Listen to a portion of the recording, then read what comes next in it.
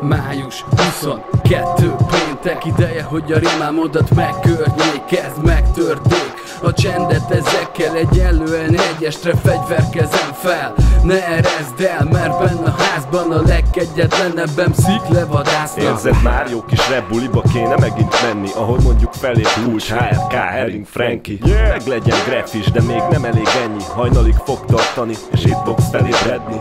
Nyugi, nem a vendégek hivatlanok, itt mindenki true arc és nem divat majom.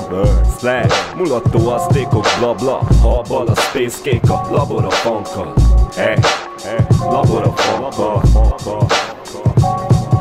Azt hiszem megvan a programod, a péntek esti. Garantálom, hogy a legjobban ez fog érdekelni. Hivatlanul jönnek a fellépők észre tenni. Fantasztikus lesz a buli, próbáld meg észrevenni.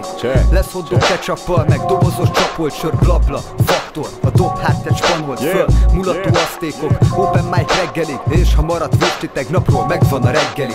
Gyertek b-bolyok, lesz szabad mikrofon. Helyszínen festés, otthon maradni nincs okod. BP, Soroksári 160, Timót utca, itt a 23-asról leszállhatsz majd. Gyertek b-bolyok, lesz szabad mikrofon. Helyszínen festés, otthon maradni nincs okod. BP, Soroksári 160, Timót utca, itt a 23-asról leszállhatsz majd. Gyertek el, május 22, Slam Nightmare. Yeah! Check! Yeah! Clap, clap! Szóval mindenki jöjjön el! Mátyás,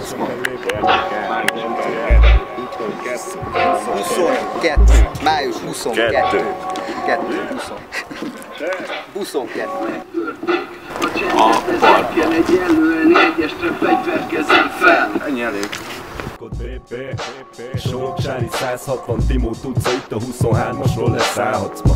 Gyertek el, május 22, Slam Nightmare. Yeah! Check! Yeah! Clap, clap! Szóval mindenki jöjjön el! Mátyás a belépő!